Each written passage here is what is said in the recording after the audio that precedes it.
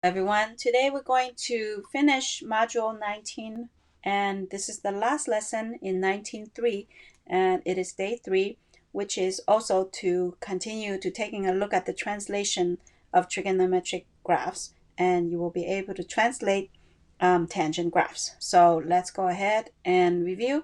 This is again where the values of sine, cosine, and tangent come from, this unit circle right here. This is the general equation, full equation for the sine involved, which includes the horizontal and vertical shifts. And same thing for the cosine and tangent. They will have, with the h and k, it will also affect the horizontal and vertical shift. In example 1, it says write a cosine function for the given graph. Now notice that if they don't specify what function to use, you have many options because it depends on perspective. Like some people may say, okay, from here to here, hey, it looks like a sine. Or you can say, hey, from here to here, it looks like a cosine, but it's flipped. So there's many options, but they're, specifically asking you to write a cosine. So the easiest thing probably for you to do is identify the shape of a cup, because you know that for the cosine, it looks like it's, the shape of a cup. And it also depends on what kind of cosine that you want to identify. For rule of thumb, I like to stay positive and I like to stay to the right, or as close to the 0 mark as possible. So in this case, I would probably cut it off like from here to here as one full period. And that looks like it's a cosine, positive. So let's start with, for the equation from previous lesson, you might have known that we have we need we need B, and we need H, and we need K for all of the equations. So we have to find all of this inside the graph. So hopefully we will be able to find that. So the first thing that we will be able to do, step 1, is to find the apothem.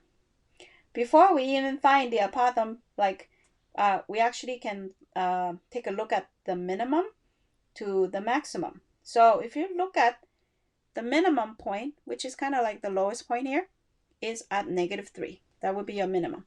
If you look at the highest point, is at 1. So the distance for the apothem is from the maximum of 1 to the minimum of -3. If you subtract it, you divide it by 2, you will get the apothem.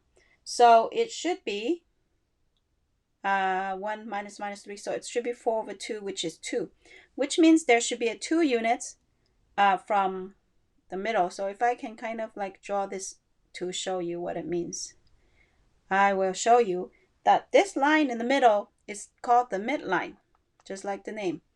Midline.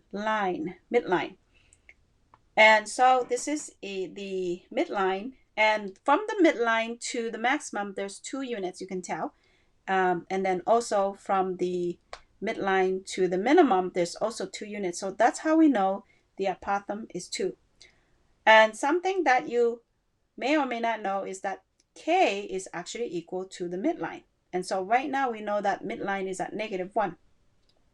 So we know one number, K, and we also know a second number, A. So we got 2 out of 4 numbers that we know. The second thing that we need is what is the period. We know that the period started at pi and it ends at 5 pi. So that's 5 pi minus pi, which is 4 pi. So we know the period is 4 pi. And that will help us to find B, because we know period is equal to 2 pi times B, correct? And so we're going to set the period equal to 4 pi equal to 2 pi B divided by 2 pi to solve for B. So we have B is actually equal to 2. And the last number that we need is H. We need to know how far is this from the original. So from the original starting point is at 0, right? So now we're looking at this new starting point is at pi. Well, from 0 to pi, it actually got shifted pi units to the right. So we know that h is equal to pi. So putting all of this together, what does that mean? The equation is equal to f of x equals a, which is the amplitude, times the cosine, this is a cosine function, 1 over b, b is 2, and then it got shifted pi unit to the right, so it is x minus pi, and finally k is minus 1, and that is the equation that produced the graph on top. You can also try putting this in decimals to see if you get the same graph as the top, and that's the end of the problem. If you want to go ahead and try this problem before you look at the answer, you can go ahead.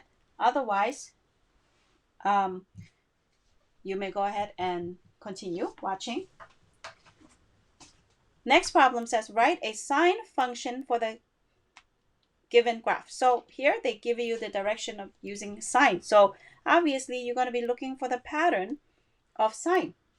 So if you want to find the closest to pi, I think we want to stay somewhere in the middle, right? We kind of want to stay focused within the middle somewhere. So I would think that one full period kind of maybe goes from there to there. So if I chop it half, chop it up here, it will be probably easier for you to identify. Obviously, you can kind of tell that this is kind of like the midline right here, because that's where it cuts the cup in exactly 2 equal parts, right? So the first thing you know is actually this line is k is equal to -1 again, because that's where the midline is. And here's the maximum, minimum, and you can kind of tell what a equals now. So the maximum is at 1. So step 1 is finding the apothem. That's going to be 1 minus the minimum again is at -3.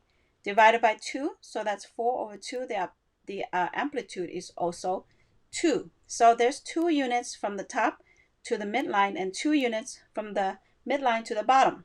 So a equals 2. So we need a, that's 2.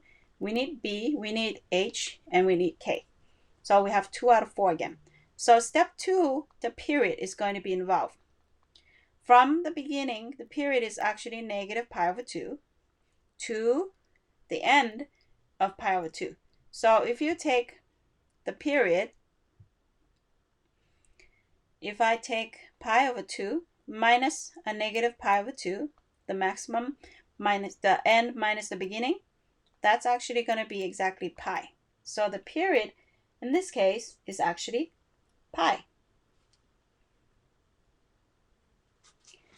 And so we're going to use this to find b. Remember, period equals 2 pi b, so we're going to set pi equals 2 pi b divided by 2 pi. The pi's cancel out, so I actually have b equals 1/2. So b is equal to 1/2, and that's the next number we have.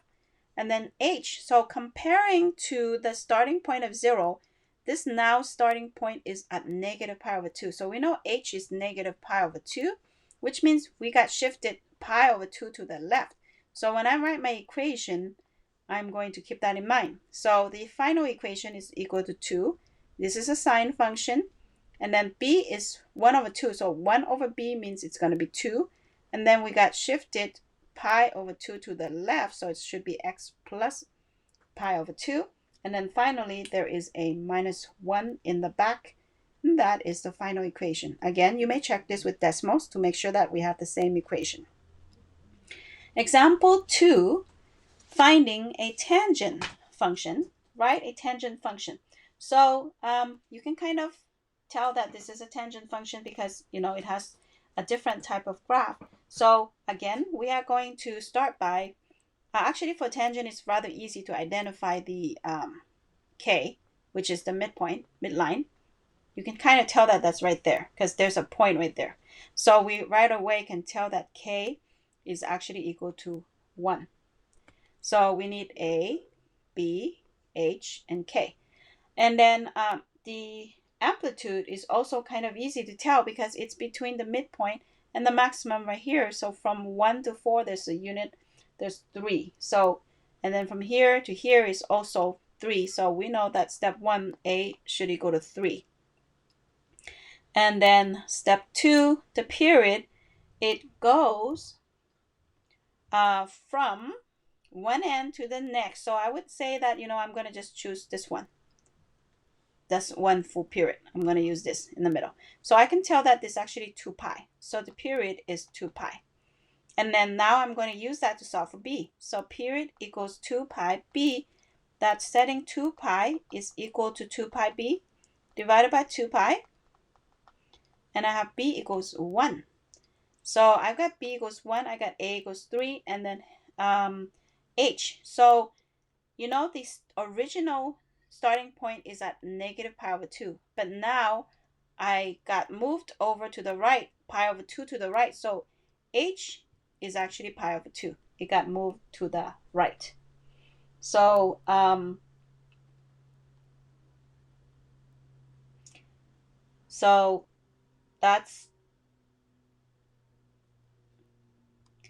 that's what the equation is going to be. F of x is equal to amplitude, which is 3, times the tangent of b is, you know what? I made a calculation error here, guys. I didn't realize that. Did anybody catch me? The period for tangent is actually pi, so it's going to be different. Sorry. Let's go ahead and change those answers. Let's see. Good thing I cut myself before the end. So it's actually pi. The period is actually 2 pi, but the equation should be just pi b. So we're going to set 2 pi equals pi times b dividing by pi, and we have b is equal to 2. So we actually have 1 over 2 in this case. And then we got shifted over to the right, pi over 2. And that should be the answer. And then don't forget the k is 1. So that is the final equation for this graph. That's the end of the problem. And go ahead and try this next one before looking at the answer. Hopefully you've had a chance to try the problem. This one is another tangent function because you can tell by the graph. And the line in the middle is k. So right away, we can tell that k does not change. K is actually equal to 0. So we need a, we need b, we need h. And if you were to identify the period, it should be 1 from here to here. And so step 1, the amplitude, that's from the midline to the top. Looks like there's 3 units. So amplitude is 3. Step 2, k, we already know. Step 2 is the period. Period goes from negative pi over 4 to 3 pi over 4. So you take the n minus the beginning, that's a minus minus pi over 4. That becomes 3 pi over 4 plus pi over 4. That should be 4 pi over 4, which is just pi. So the period is actually pi. And then using the formula, period equals pi times b, we set pi equals to pi times b, and therefore b is equal to 1. So b equals 1, a equals 3, and then comparing the original is from negative pi over 4. So we got shifted, the original is negative pi over 2, and now we're at negative pi over 4. So we actually got shifted over pi over 4. So h should equal to pi over 4. So therefore we got moved to the right, pi over 4, correct? So the equation is going to be f of x equals 3 times the tangent of b is just 1, so it's nothing, x minus pi over 4. And that is the final equation for this problem. And here's another one for you to practice so you become really good at this. Write a sine function. Go ahead and pause the video and try it before you start. Okay, so to write a sine function for this, you need to identify where the beginning and where the end is. And it looks like it could be from there to there, actually. To stay close, we want to stay close to the 0 mark. So let's go from there to there.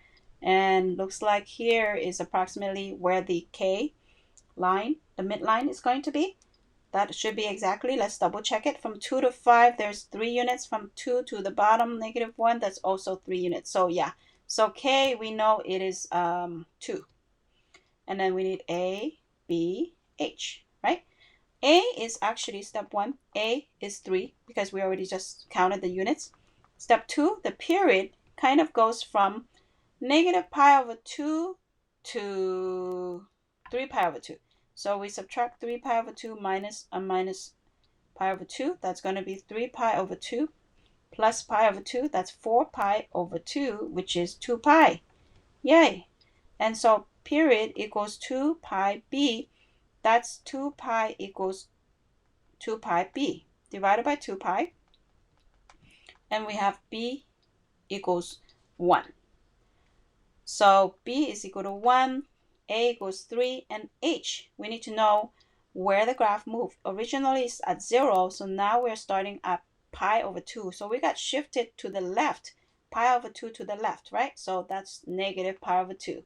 So the equation is f of x equals amplitude 3 times sine 1, b equals 1, so we don't need to write anything. It's x minus a minus pi/2, so it's plus because we got shifted to the left. And then finally a plus 2 in the back. And that is the final equation. That's the end of the problem and the end of the lesson and the end of the module. Yay, you made it to the end. And go ahead and get started with your assignment. Have a good day. Bye.